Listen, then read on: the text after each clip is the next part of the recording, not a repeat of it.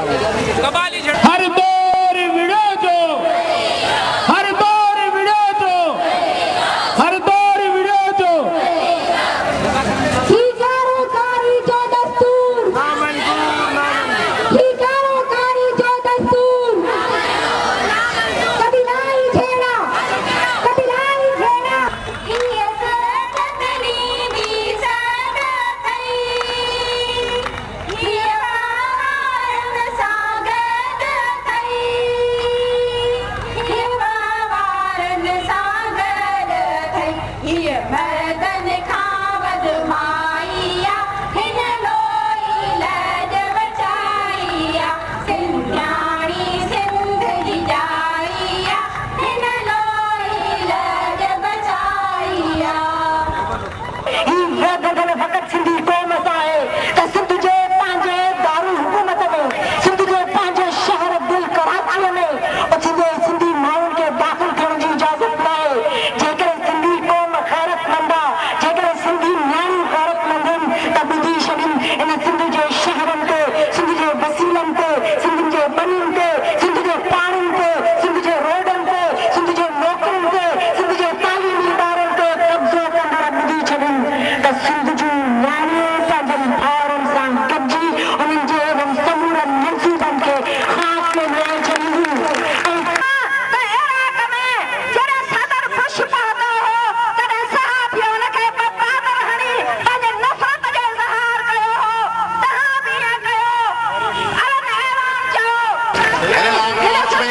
अॼोके हिन इफ्तिताही इजलास में जलसे आम में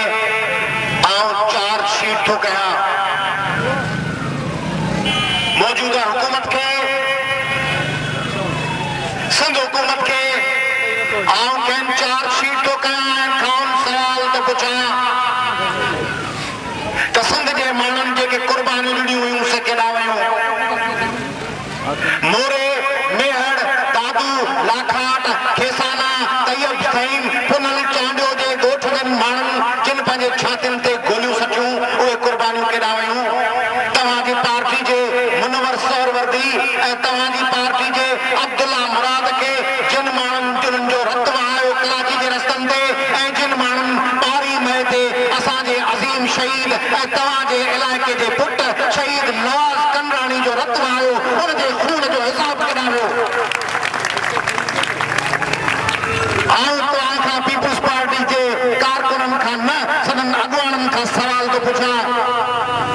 त ज़ुल्फ़िकार अली भुट्टो जे फांसी चढ़ण खां पोइ तव्हांखे 2 हुकूमतूं मिलियूं हुयूं 88 में ऐं 96 में तव्हां का कमीशन ठाही तव्हां सॼो ॾींहुं जीए भुट्टो जा नारा था हणो ऐं तव्हां भुट्टे जे कातलनि सां गॾु वेठा आहियो जेको पंहिंजे क़ाइद जे कातलनि सां गॾु वेठो हुजे सो क़ाइद सां गॾु आहे या कातलनि जो दलाल कराची जे लाइ चओ था काइम अली शाह साहब सखर जी चवे थो त काइम अली शाह साहब फरमाए थो त कराची में सिंध जे शागिर्दनि सां दाख़िलाउनि जे मामले ते इतिहादी धुरनि खे एतमाद में वठंदासीं जेकॾहिं तोखे कीसीअ जो ऐं लानत जो इहो टॉप ॾिसी में पाड़ो आहे त पोइ तोसां सलाह करण जी कहिड़ी ज़रूरत आहे चओ त असीं बेहया आहियूं असां पंहिंजी बाग़ ॿियनि जे हवाले करे छॾी आहे मुस्लमान आहियूं ऐं तव्हीं सभु निमाज़ूं पढ़ण वारा रोज़ा रखण वारा मुस्लमान आहियो पर तव्हां जी वॾी अक्सरत निमाज़ कज़ाब कंदी आहे कॾहिं कॾहिं अलाह ताला जो हुकुम आहे निमाज़ पढ़ण जो रोज़े रखण जो कॾहिं कॾहिं तव्हीं निमाज़ कोन पढ़ंदा आहियो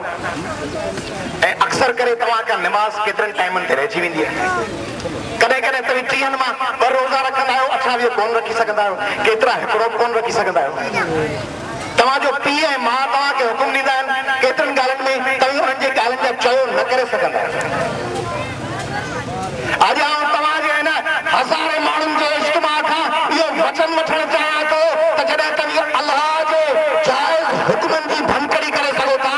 ऐं पंहिंजे माउ पीउ जे जाइज़ हुकुमनि जी भनकड़ी करे सघो था अचो त वचन कयूं त पंहिंजे सरदारनि जे गैर क़ानूनी हुकुमनि खे मञण खां इनकार था कयूं अचो त इहो ऐलान कयूं त भया सरदार जतोई सरदार महर सरदार जखरानी सरदार बिजारानी सरदार असांखे का कमी ॻाल्हि चवंदा उन्हनि जी ॻाल्हि मञींदासीं मस्बत ॻाल्हियुनि ते अमल कंदासीं उन्हनि जी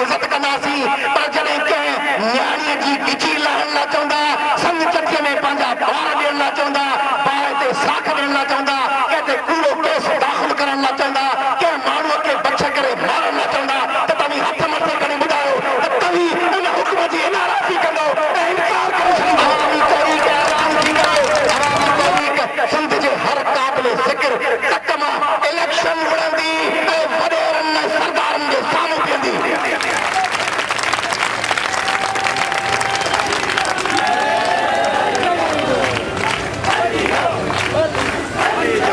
असीं रद्द था कयूं पहिरीं लोगर बिल खे, जंहिंमें अमेरिका जी गद्दारीअ जे परवाने ते सही करण जे लाइ असांजा माण्हू किश्तो खणी पननि पिया। असीं वचन था कयूं तव्हां सां दोस्तन चयो थोरो उर्दू में ॻाल्हायो। हम आपसे वादा करते हैं सिंध के अवाम से और पाकिस्तान के करीब 17 करोड़ लोगों से जिन्होंने चीफ जस्टिस की तहरीक बहाली में, जिन्होंने मुशर्रफ को भगाने की दौड़ में, जिन्होंने ज़ियाउल्हक के खिलाफ आवाज बुलंद करने की जदोजहद में अपना तारीखी किरदार अदा किया। हम पाकिस्तान के सिविल सोसाइटी, बलोच, पश्तून, उर्दू बोलने वाले पंजाबी भाइयों और सराइकी भाइयों को सिंध के अजीम और सिंध के साबित कदम लोगों को यकीन दिलाते हैं कि इस खत्ते को हम कानूनी नहीं बनने देंगे, इस सरजमीन को हम दुश्मन की आमाजगाह नहीं बनने देंगे, इस सरजमीन पे हम किसी फाशिस्ट की दहशतगर्दी भी चलने नहीं देंगे। और आज अवामी तहरीक के प्लेटफॉर्म से भी ऐलान कर रहा हूं